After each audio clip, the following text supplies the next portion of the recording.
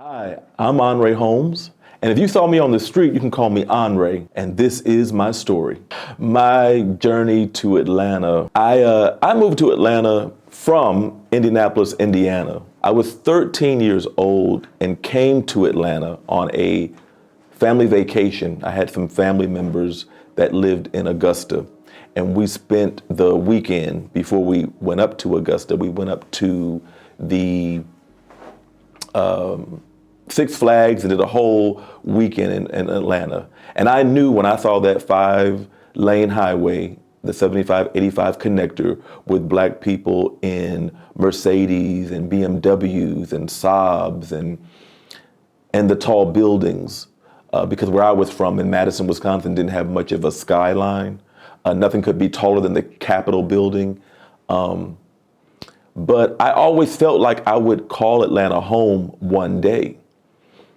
So fast forward, I come I'm a full grown man. I'm like 30 years old. And I am here to take a job because Teresa Hairston moved her Gospel Today magazine operation from Nashville, Tennessee to Fayetteville, Georgia. So I came to be her office manager. And that's the job that brought me here.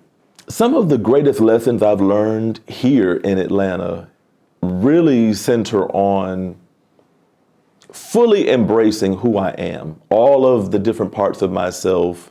Some may call it intersectionality. I am a black man. I am a person who is a thinker and a writer.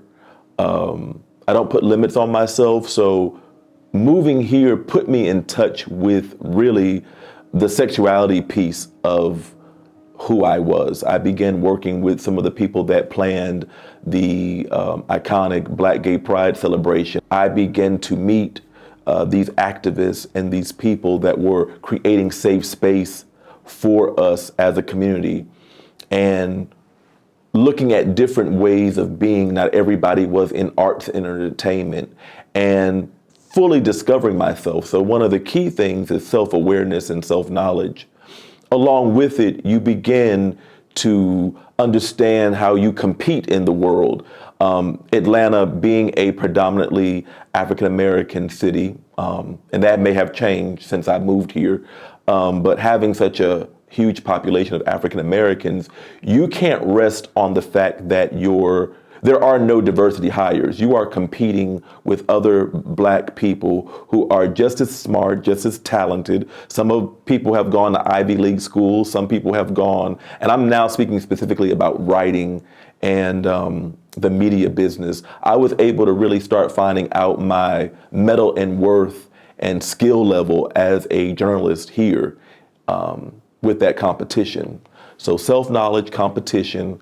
And then the third thing is just making sure that I exhaust every possibility, making sure that if there's a goal that I'm trying to meet, there's a goal that I'm trying to achieve, exhaust every possibility in terms of making that happen. So the third one is a little bit of resilience. My resilience kicked in here in Atlanta in a way that I'm very, very proud of because I've been able to make it. I've been able to do more than just survive. I've been able to thrive here. I often joke, it's weird when people find out that I am a firefighter. Just a look of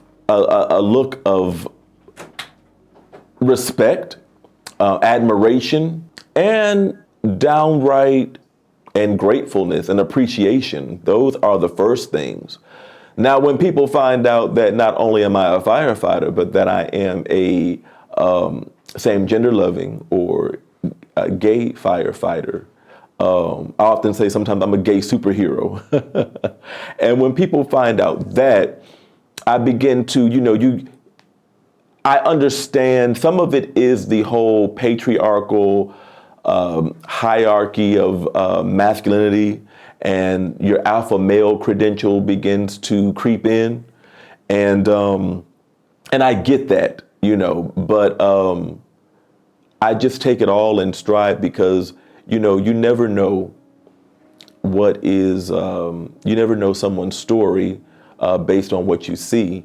And so these things, the role is firefighter, but it in no way defines who I am. I don't define myself by the role in which I serve.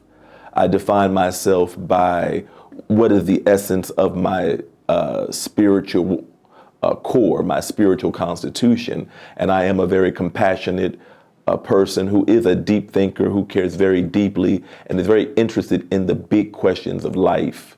So I don't, it helps me to stay a little grounded and not take anything for granted, or to keep everything into perspective. How I navigate competing with other African Americans or being a part of a large number of Black people and Black community is you begin to really understand your humanity. You are not, let me correct it, I am not othered when I come into Atlanta, because there's so many people that are Black.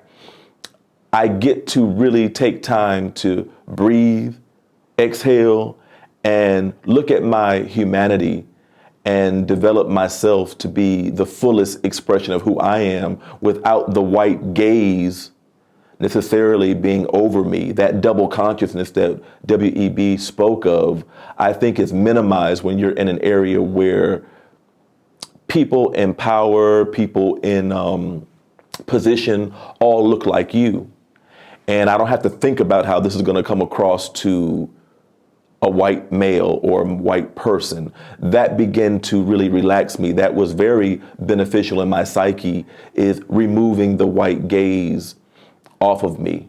Now, because I'm the issue of sexuality, you know, sometimes we have to remove the gaze of the heteronormative gaze that's over us. And so there was room to start doing that. There were room to really start thinking about masculinity in a way that stretched me, in a way that what I always consider a part of what I am doing is I'm redefining what an American hero looks like. When you think about a firefighter, when you think about people who serve in the military, public safety in general, we protect and serve, we mitigate crisis, we bring order in chaos. And I don't take that role lightly, but I do recognize that people are often not expecting someone from the margins, someone that is with my sexuality, to be doing that.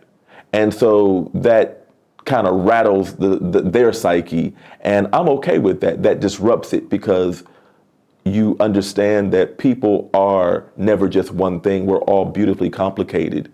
And I like being an example of that. My writing evolved in the way that any natural talent does. A teacher saw something in me in middle school, elementary school. I had wrote a story, and a teacher said, really appreciated it and put me in a talented and gifted tract. My writing, I knew I could do and do well, but I really was more impressed by the people that were on camera. So writing was good, but because I grew up in this predominantly white town where I was deeply trying to find connection to community and connection to African American culture, I found myself more getting involved with student government and becoming a student leader. So the writing, I can do it, but I never really considered making it a career. So the writing evolved from creative writing and story writing to writing about real people. The first books that I began to read were biographies on Diana Ross and the Supremes and Motown and music. I read a lot of music biographies, and I just began to become attracted to real stories. So then I became journalist. Advocacy journalism became real big. I became an editor of the fourth oldest Black newspaper, the Indianapolis Recorder. Thank you to William G. Mays, God rest his soul, for saving that publication. And then when I got to Atlanta, working with because I did start off, that 1 minute segment was it was called Testify, a testimonial. So I went into a kind of a religious and spiritual, inspirational kind of writing.